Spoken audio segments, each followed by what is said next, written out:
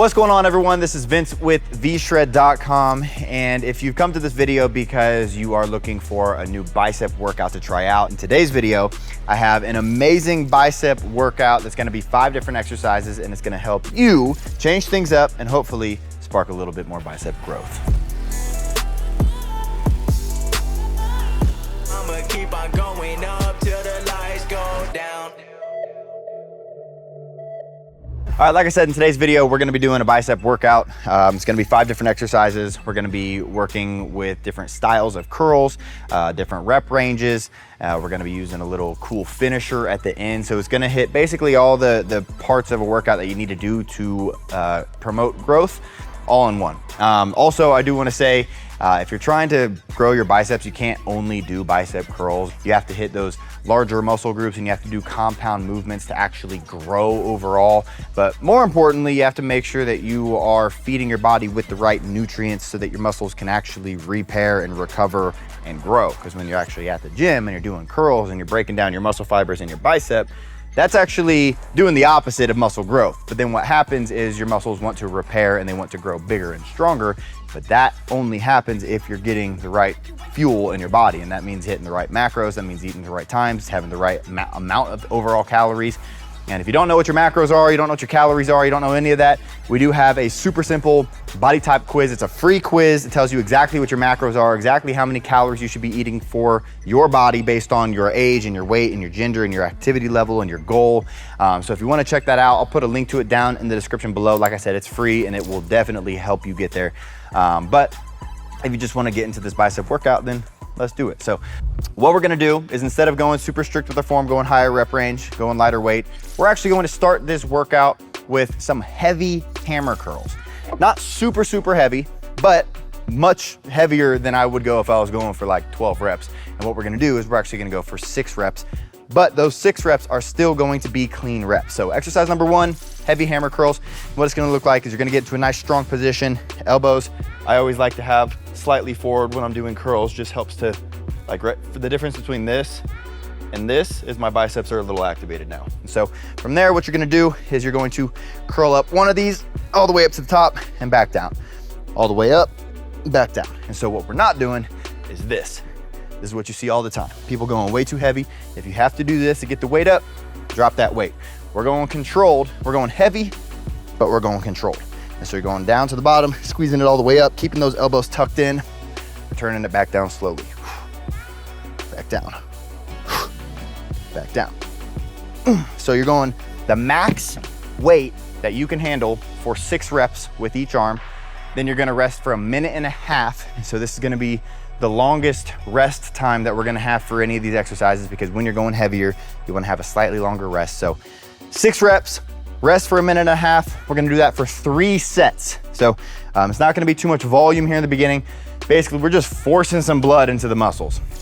So clean form, 6 reps. Then after that, we're actually gonna change it up a little bit. And now we're gonna go back to what I usually do when I'm training those smaller muscle groups. Like I said, when I go a little bit higher rep range, a little bit lower weight. And so what this exercise is gonna be is a straight bar supinated curl. So I'm gonna grab a bar real quick. If your gym has like just the regular like short bars that are straight bars, that's perfect. If not, we're gonna be grabbing the Olympic bar. This exercise, the supinated straight bar, is going to help favor the short head of the bicep. So we're kind of hitting long head, then we're hitting short head. And so we're gonna have themes, we're gonna have reasonings for hitting all these different, or doing all these different variations of curls. Whenever you're going to the gym and doing different variations of different exercises, there should always be a reason for it. With this, what we're gonna do is we're gonna grab it about shoulder width apart. So right there, from there, we're going to get into a nice strong position. And again, all these curls, first thing I do is drive my elbows just a little bit forward to get my biceps activated. So there, that's gonna be my starting position. From there, I'm going to take my arms, I'm going to curl them up, squeeze up at the top. And then also one thing that I do, and then drop it back down nice and controlled. And like I said, you're going one fluid motion. So I actually like to curl up, take a second, and probably take twice as long to return back down. So 1 Mississippi, 1 Mississippi, 2 Mississippi. You hear me talking about this in a ton of my videos.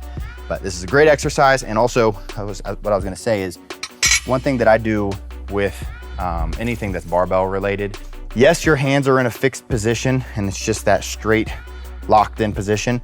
But one thing that you can do is favor a certain side of your hand. I'm trying to make sure that my pinkies are driving up as I curl, because if you're doing a regular curl and you're just bringing it from here to up, you're trying to drive that, I guess the outside of your hand up so that you can really get that peak contraction of your biceps. So same thing with the bar.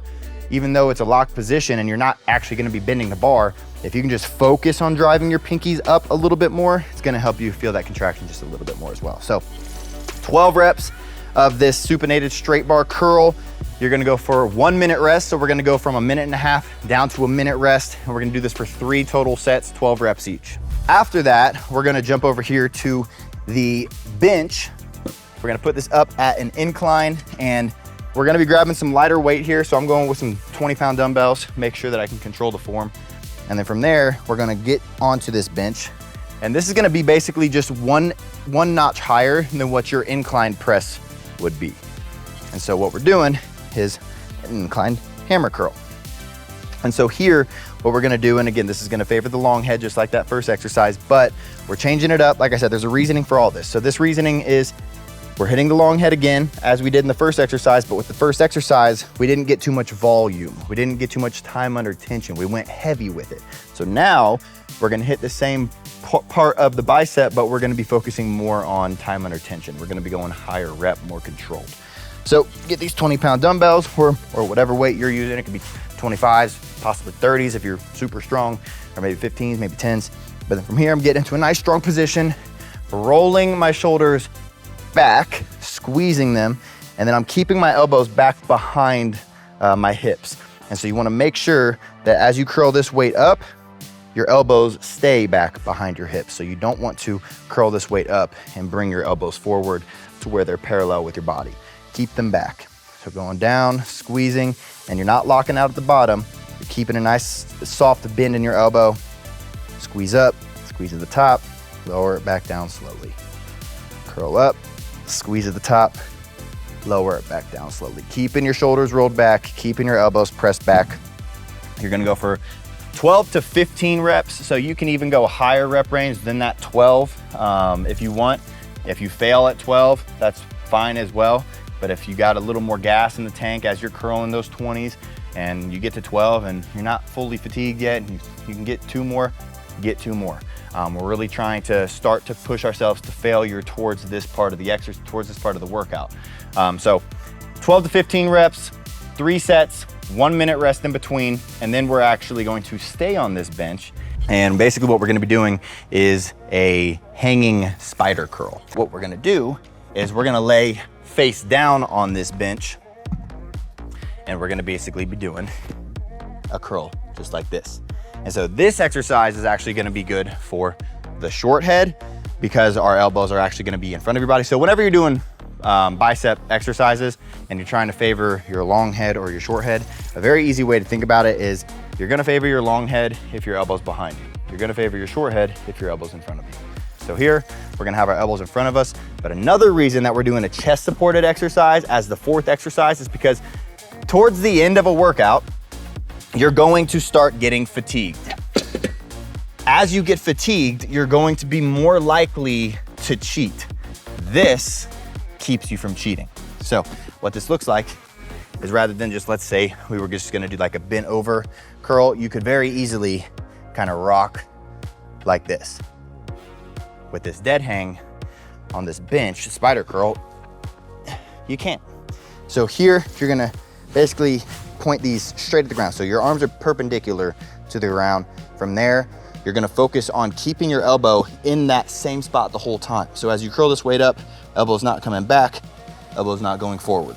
It's staying in that one spot, and you're gonna drive your hands forward. So starting in a neutral position, and you're gonna supinate as you come up, which means you're gonna go from that neutral position, and you're going to bring your palms facing upward and back down. So I'm gonna do both at the same time, keeping your elbows in the same spot. Curl up, squeeze at the top, return back down slowly, and right into the next rep. So one thing I see done with this exercise a lot, done wrong, is people go down to the bottom and they rest for a second, and then they go into the next rep. Go down to the bottom, rest, then they go. Instead of doing that, go right into the next rep. Down, right into the next rep.